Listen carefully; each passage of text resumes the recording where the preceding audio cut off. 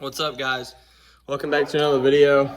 Today I'm going to be going over one of the, I would say, like most signature ways to catch a bass down here where I live in the Ozarks, and that is just going to be with your plopper style baits in the fall time. I'd say it depends year by year. I mean, every year is different down here, it seems. But this bite really turns on around whenever the bluegills start spawning and stuff, is whenever you can start catching a couple bass on this thing. I'm kind of be doing a little in-depth kind of what I like to do, catch bass on your ploppers and all that. Start off with the baits. You know, this one right here, this is a Berkley Chapo, a little 120 millimeter, I think, pretty sure. And then also, you know, the River Sea Whopper plopper. I like the Chapo more. I think the sound's a lot more consistent in them. They were just that good. If you guys throw it, you guys know the sound that I'm talking about. This thing can produce some of the coolest strikes that you'll ever see. I've noticed it, like, especially like at Table Rock or like Lake of the Ozarks, whenever you can catch like some like 2.5 pound spots on this thing, they rail it. They hit it so hard. And like sometimes like they'll miss it like 2 or 3 times, and then they'll finally get it the 4th time. And like it's such a cool bait to throw sometimes, and sometimes it can burn you too. My setup for this bait that I have really found is the Halo BB series. Sorry, I had a brain fart. The Halo BB series. This one is the Frog Rod right here. And it's a 7.2 heavy. You know, my dad used to throw heavies and stuff all the time for his ploppers back in the day. And so, I mean, this thing weighs quite a bit. I think it's close to an ounce, maybe. Might be. So, and a lot of times with the plopper, you kind of just want to cover a lot of water, so you're making long casts a lot. But it's also short enough and has enough tips where if I have to make a little precise roll cast, I can flip it on in there and get it where I want the bait. If you're throwing it by a lay down, little rock little jut out thing. I like those a lot. On for my reel, this is a Daiwa Tatula 100, 7-to-1 gear ratio reel. I don't think that matters as much, but I mean, I like a pretty high speed reel. Even for like cranking and stuff, I don't like a super low gear ratio reel.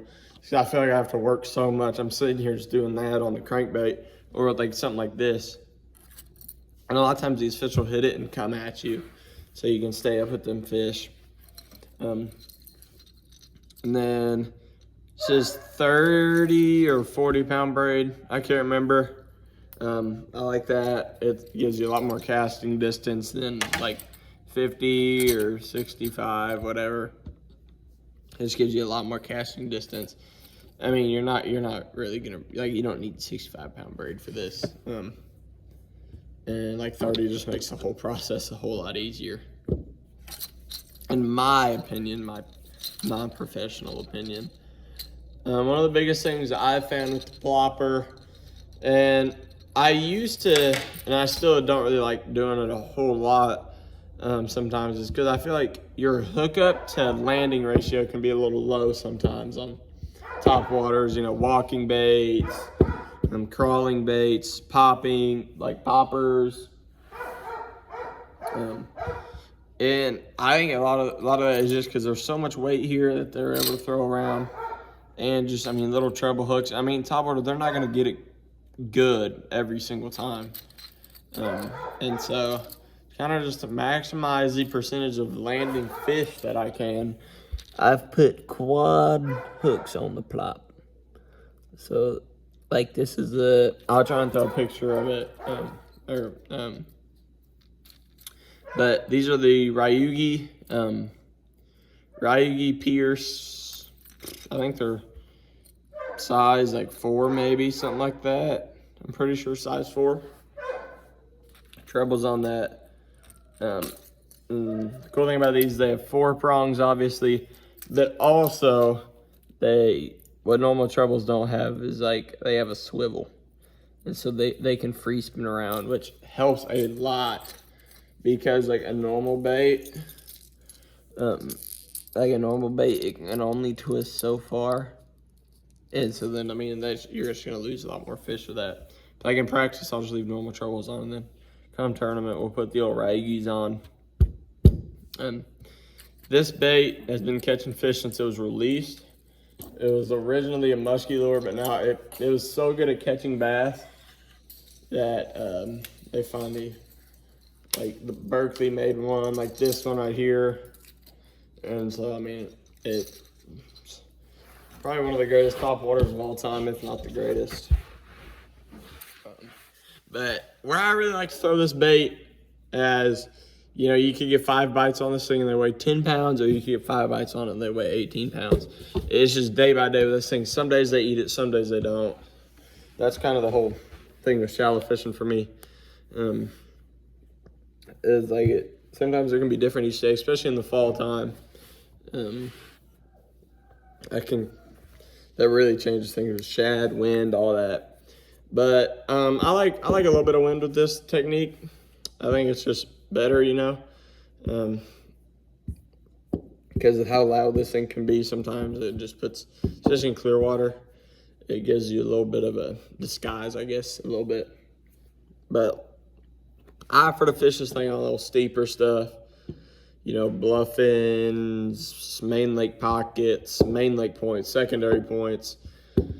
I like that a lot. I like just being in high percentage areas with the top water where I know fish should be. And I think, you know, if you cover enough water, a lot of times you'll get 5 bites. But, you know, bluffins. And then obviously one of the biggest things with this bait is to parallel the bank if you can. Now if you're fishing with somebody else and they're throwing something else, you may have to scoot off just a little bit, like 45 it. But if you can parallel with this thing, it's pretty nice. I was just up at Lake of the Ozarks.